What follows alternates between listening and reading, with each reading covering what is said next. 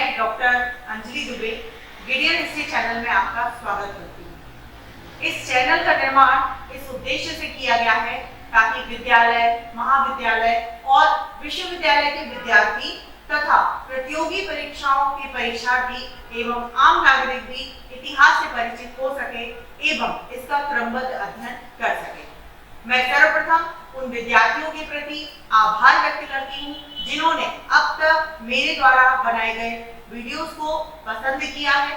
उनकी मांग से प्रेरित होकर आज मैं एक और वीडियो लेकर आपके सामने प्रस्तुत हुई हूँ।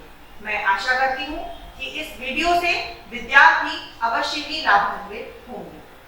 आज के वीडियो का मेरा जो टॉपिक है वह लॉर्ड मिंटो द्वितीय, लॉर्ड हार्डिंग द्वितीय तथा लॉर्ड चैम्सफोर्ड पर आधारित है। सबसे पहले हम बात करेंगे लॉर्ड मिंटो द्वितीय, जिनका कार्यकाल 1905 से लेकर के 10 तक हुआ। लॉर्ड मिंटो द्वितीय के समय में क्या क्या प्रमुख घटनाएं घटित हुई, हम उन पर चर्चा करेंगे। तो सबसे पहली जो घटना है वह है मुस्लिम लीग की स्थापना।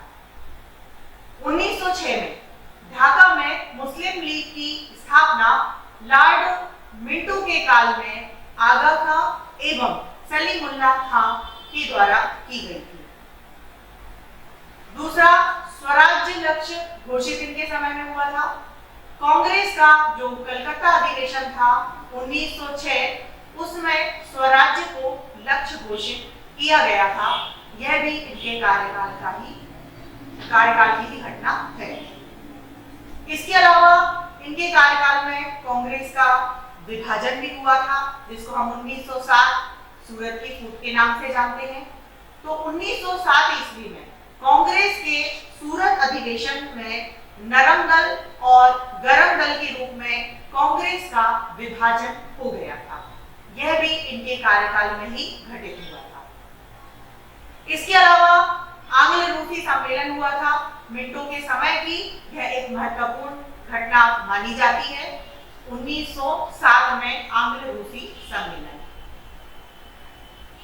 इसके अलावा एक प्रमुख जो बात हुई थी वह थी मुस्लिमों के लिए अलग से निर्वाचन की व्यवस्था। 1909 ईस्वी में मिंटो मार्ले सुधार अधिनियम जो है वह पारित हुआ था, जिसके तहत मुस्लिमों के लिए अलग से निर्वाचन की व्यवस्था की गई थी। सत्येंद्र प्रसाद सिन्हा को गवर्नर जनरल की परिषद में नियुक्त किया गया था। यह इनके कार्यकाल की एक प्रमुख भारतीय उपलब्धि थी। बाल गंगाधर तिलक को 1908 ईस्वी में राजद्रोह के अपराध में सजा देकर के मांडले कारागार में भेजा गया था।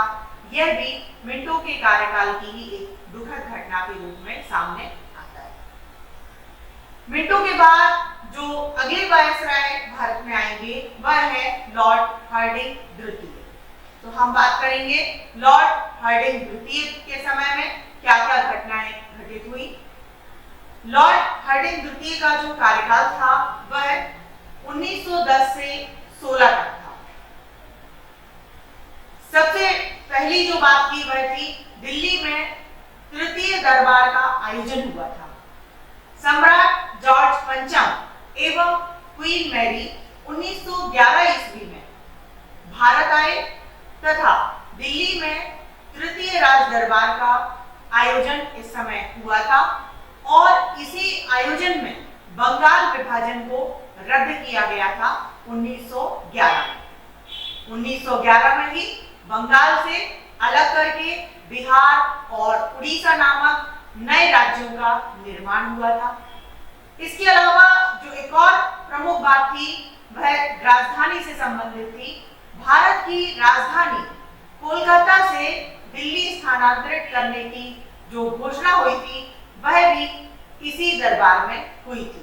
1912 में दिल्ली जो है वह भारत की राजधानी बन गई। मुंबई और मद्रास की तरह बंगाल के लिए गवर्नर पद का सृजन किया गया।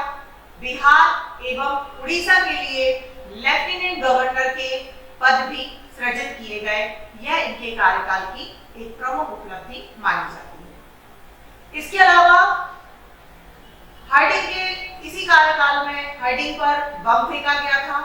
1912 में दिल्ली में प्रवेश करते समय हार्डिंग पर बम फेंका गया और इस केस में हम सभी को विदित है कि बाल मुकुंद को फांसी की सजा दी गई थी, जो इनके कार्यकाल की एक दुखद घटना मानी जाती है। इसके अलावा जो प्रमुख बात है, गांधी जी का राजनीति में प्रवेश इसी समय हुआ था। 1915 में गांधी जी का भारतीय राजनीति में प्रवेश हुआ था तथा 1915 में मदन मोहन मालवीय एवं अन्य द्वारा हिंदू महासभा का गठन भी किया गया था। यह भी इनके कार्यकाल की एक प्रमुख उपलब्धि है।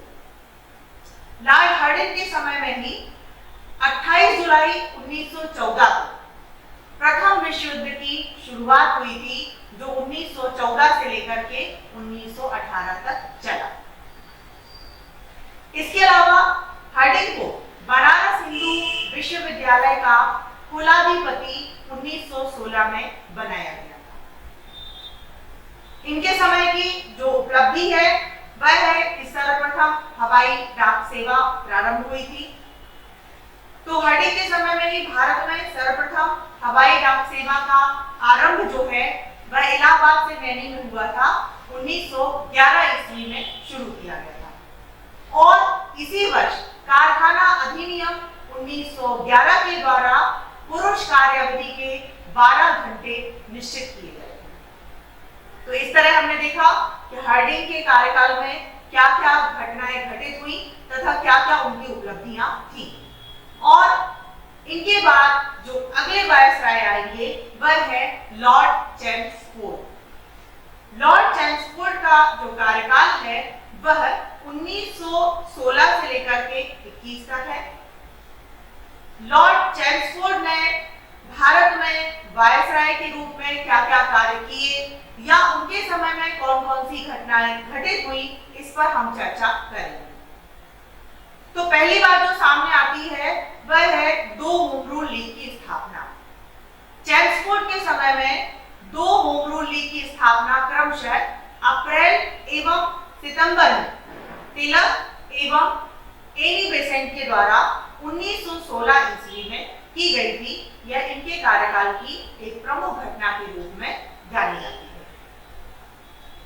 दूसरा अगर हम बात करें तो भारतीय राष्ट्रीय कांग्रेस में उग्रवादियों की वापसी। 1916 में कांग्रेस के लखनऊ अधिवेशन में कांग्रेस मुस्लिम लीग पैक्ट, कांग्रेस में उग्रवादियों की वापसी, यह इनके कार्यकाल की एक प्रमुख घटना मानी जाती है। इनके समय में चूंकि गांधी जी राजनीति में आ चुके थे और उनके सत्याग्रह भी प्रारंभ हुए, तो गांधी जी द्वारा चंपारण तथा खेड़ा तथा अहमदाबाद में सत्याग्रह जो चलाए गए वह भी इनके कार्यकाल की एक प्रमुख घटनाओं में माना जाता है।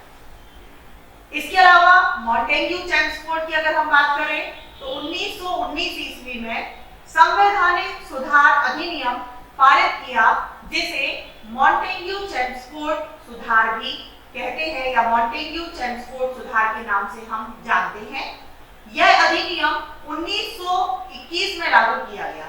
इसके तहत प्रांतों में द्वैत शासन की स्थापना हुई थी।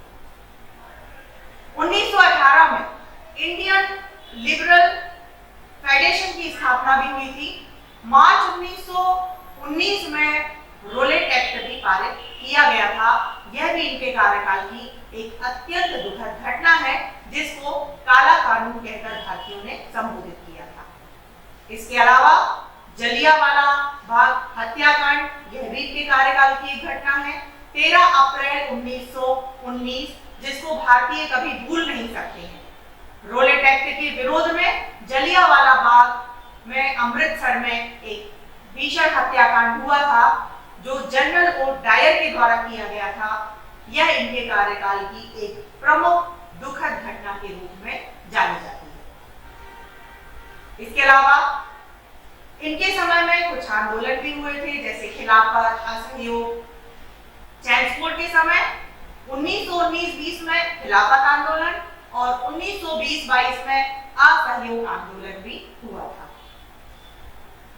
प्रमुख जो कार्य हुआ भारतीयों के पक्ष में वह यह था कि सत्येंद्र प्रसाद सिन्हा की पहले गवर्नर के रूप में नियुक्ति की गई। बिहार के गवर्नर के पद पर सत्येंद्र प्रसाद सिन्हा की नियुक्ति, सर सिन्हा प्रथम भारतीय थे जिन्हें गवर्नर बनाया गया था एवं नेहरू के बाद ब्रिटिश संसद का सदस्य बनने वाले दूसरे भारतीय के रूप में ये जाने जाते हैं। 1916 ईस्वी में भोगो केशव कर्वे द्वारा पूना में प्रथम महिला विश्वविद्यालय और 1917 में शिक्षा के क्षेत्र में सैडलर आयोग की नियुक्ति कोलकाता विश्वविद्यालय की जांच के लिए हुई थी। यह भी इनके कार्यकाल की एक प्रमुख घटना है। आज का वीडियो जिन संदर्भ ग्रंथों पर आधारित है वे आपकी स्क्रीन पर है। यदि आपको ये वीडियो अच्छा लगा और भविष्य में आप भारतीय एवं विश्व इतिहास को क्रमबद्ध रूप से जानना चाहते हैं तो आप इस चैनल को लाइक करें एवं सब्सक्राइब का बटन दबाएं। आपके सुझाव सदैव आमंत्रित रहेंगे। साथियों, इस चैनल का उद्देश्य किसी भी रूप में व्यवसाय बिल्कुल भी नहीं है। इस चैनल के द्वारा संपूर्ण इतिहास का ज्ञान पूर्णतः निःशुल्क प्रस्तुत किया जाएगा।